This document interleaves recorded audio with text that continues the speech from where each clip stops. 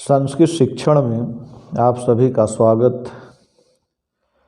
संस्कृत शिक्षण के अंतर्गत व्याकरण पर इस समय हम चर्चा कर रहे हैं। संधि प्रकरण में अब तक मैं संधि की व्युत्पत्ति, अर्थ और परिभाषा तथा उसके मुख्य भेदों के विषय में बता चुके हैं। स्वर संधि को बतलाते हुए मैंने कहा था कि स्वर संधि के कुल 8 भेद हैं: दीर्घ, गुण, यण, वृद्धि, अयादि, पूर्व रूप, पर रूप तथा प्रकृति भाव। इनमें से अब तक मैं दीर्घ संधि और उसका सूत्र अकः सवर्णे दीर्घः पर विस्तृत चर्चा कर चुका हूँ। आज हम आपके समक्ष गुण संधि पर चर्चा करेंगे। आप इस वीडियो को ध्यानपूर्वक देखें।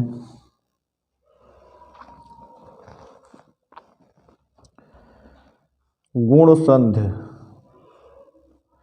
यह भी स्वर संधि का एक भेद है। इसका सूत्र है आद गुणः। आद से तात्पर्य है अ या आ, और कहते हैं अ या आ के बाद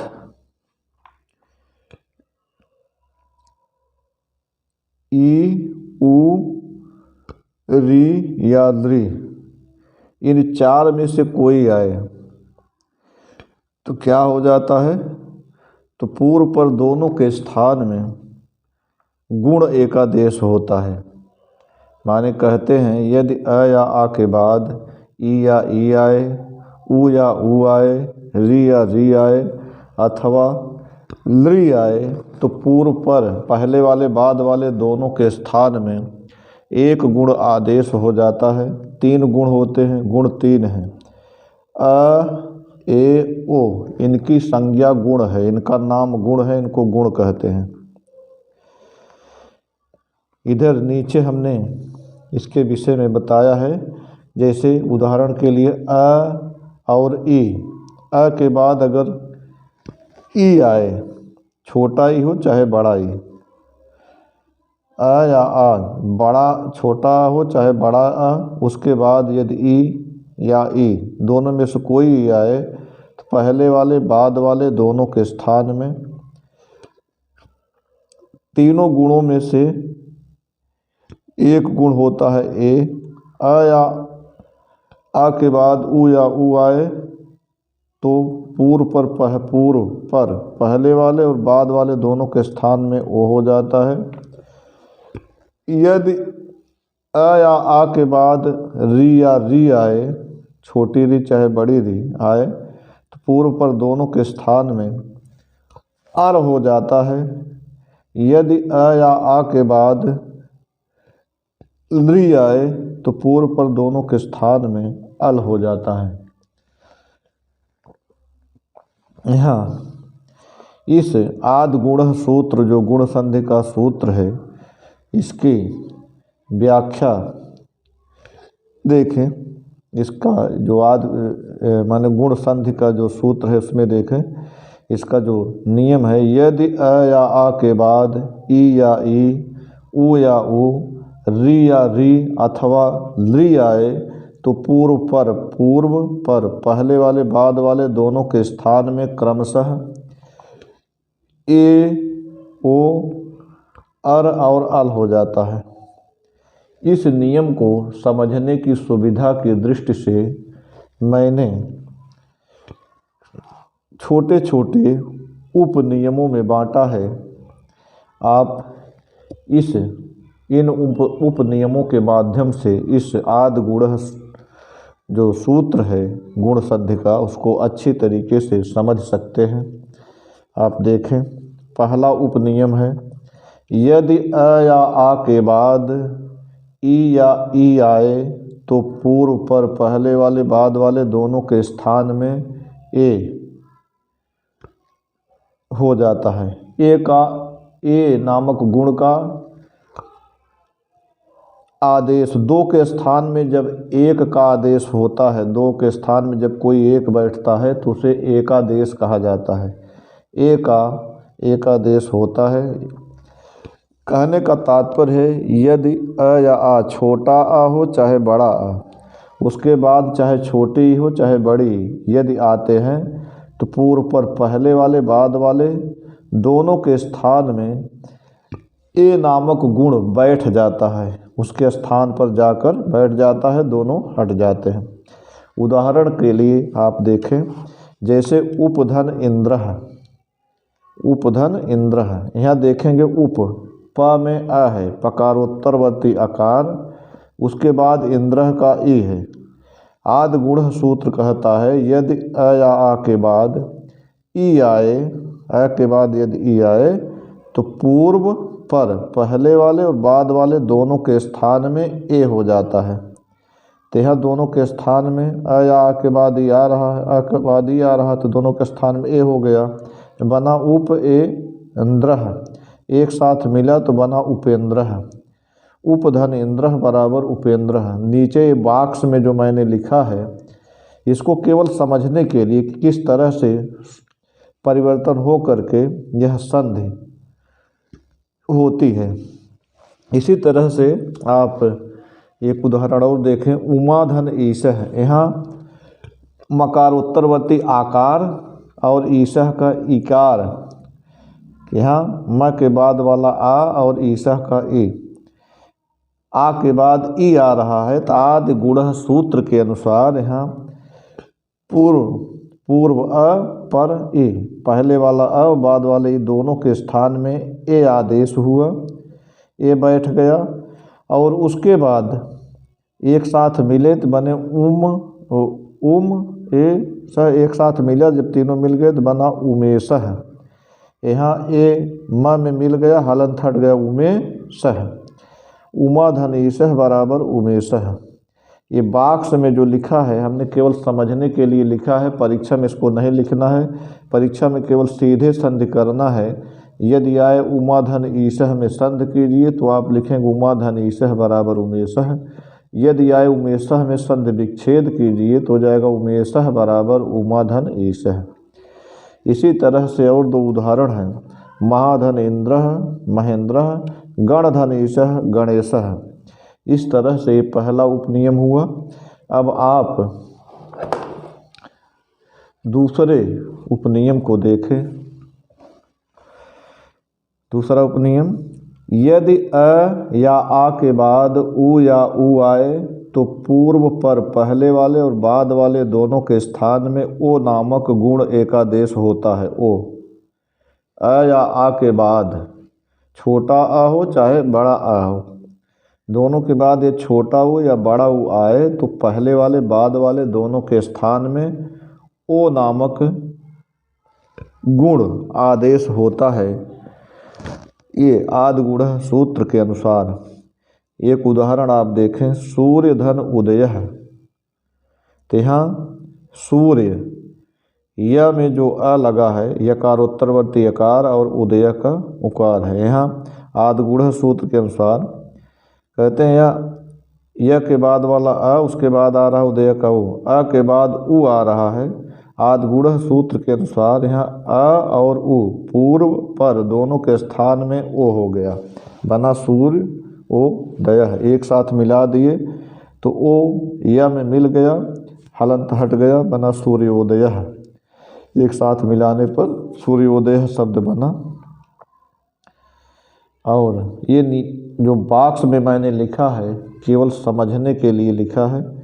आप परीक्षा में यदि सूर्य धन उदय में संधि करने के लिए आता है तो आप सूर्य धन उदय बराबर सूर्योदय लिखेंगे, और यदि यह आए सूर्योदय में संधि विच्छेद कीजिए तो आप सूर्योदय बराबर सूर्य धन उदय लिखेंगे। अगला उदाहरण आप देखें, महाधन उत्सव। यहाँ महा हकारोत्तरवर्ती आकार और उत्सव का उ है, माने यहाँ ह के बाद वाला आ है, उसके बाद उत्सव का उ है। आदि गुण सूत्र कहता है यदि आ के बाद उ आए तो पूर्व पर पहले वाले और बाद वाले दोनों के स्थान में ओ हो जाए तो हो गया। दोनों के स्थान बना मह ओ उत्सव, एक साथ मिला दिए तो ओ हा में मिल गया, हलंत हट गया महो, और ये सब एक साथ में महोत्सव है। महाधन उत्सव बराबर महोत्सव है। ये बॉक्स में मैंने केवल समझने के लिए लिखा है, परीक्षा में इसे नहीं लिखना है। महाधन उत्सव बराबर महाधन उत्सव बराबर महोत्सव है, ये संधि हुई। संधि विच्छेद अगर लिखने के लिए आए महोत्सव का तो आप लिखेंगे महोत्सव बराबर महाधन उत्सव। इसी प्रकार से दो उदाहरण है, महाधन ऊर्जा बराबर महोर्जा, सूर्यधन उष्मा बराबर सूर्योष्मा, सूर्योष्मा। ये हुए दो उपनियम हुए। अब आप अगले उपनियम को देखें। अगला उपनियम है गुण संधि का,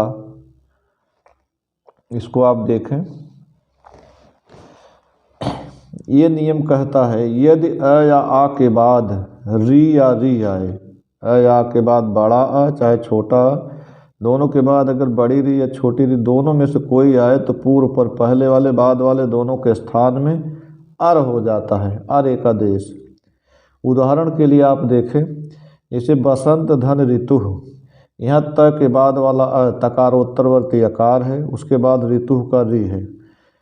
आदि गुण संधि के अनुसार यहाँ त के बाद वाला अ है, उसके बाद ऋतु का री है।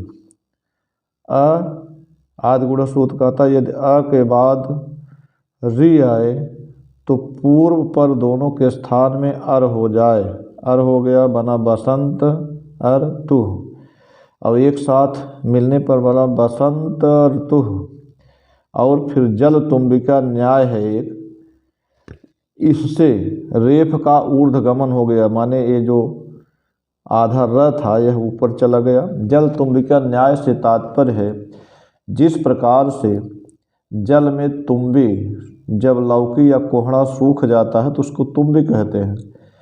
तैराक लोग पानी में उसकी मदद लेते हैं जिससे डूबे न। तो जिस तरह से तुम्बी जल में डुबोई जाती है तो वह पानी ऊपर फेंक देता है उस तुम्बी को, उसी प्रकार से कहीं बीच में यदि आधा रह पड़ा हुआ है तो दोनों तरफ से दबाव से उसका ऊर्ध्वगमन वह ऊपर चला जाता है। तो बना बसंत ऋतु, बसंत धन ऋतु बराबर बसंत ऋतु। इसमें जो बॉक्स में मैंने लिखा है ये केवल समझने के लिए है, परीक्षा में इसको नहीं लिखना है। बसंत धन ऋतु अगर आए बसंत धन ऋतु में संधि कीजिए तो आप लिखेंगे बसंत धन ऋतु बराबर बसंत ऋतु, और यदि आए बसंत ऋतु में संधि विच्छेद कीजिए तो आप लिखेंगे बसंत ऋतु बराबर बसंत धन ऋतु। इसी तरह से वर्षा धन ऋतु है, इसमें वर्षा सकारोत्तरवर्ती आकार और उसके बाद ऋतु का री है, माने स के बाद आ और उसके बाद री है। तो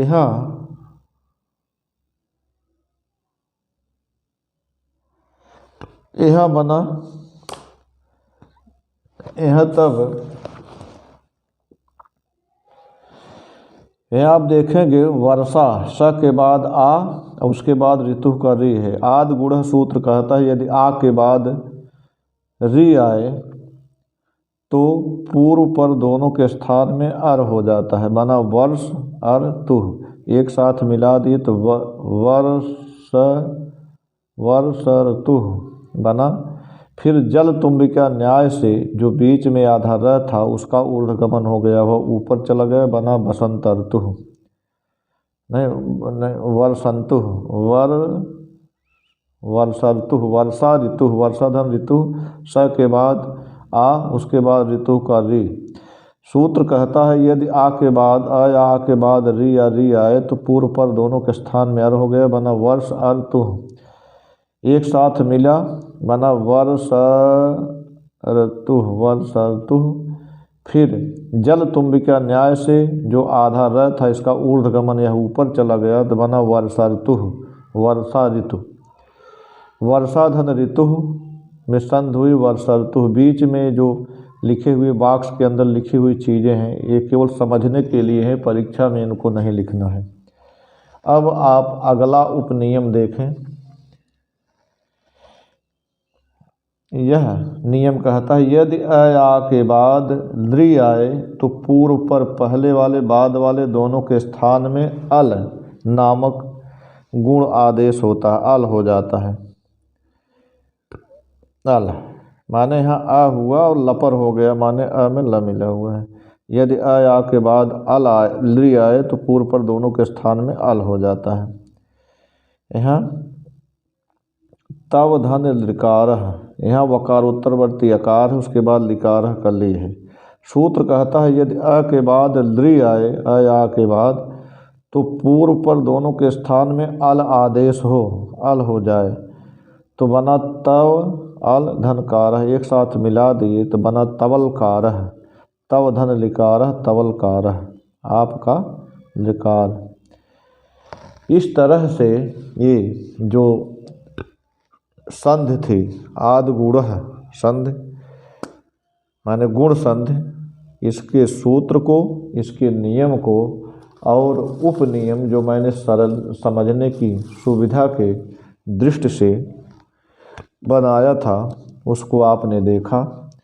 इस वीडियो को देखें और इस गुण संधि से संबंधित और उदाहरणों का भी अभ्यास करें, जिससे आपको गुण संधि आसानी से समझने में आ जाए। आज यहीं तक, धन्यवाद।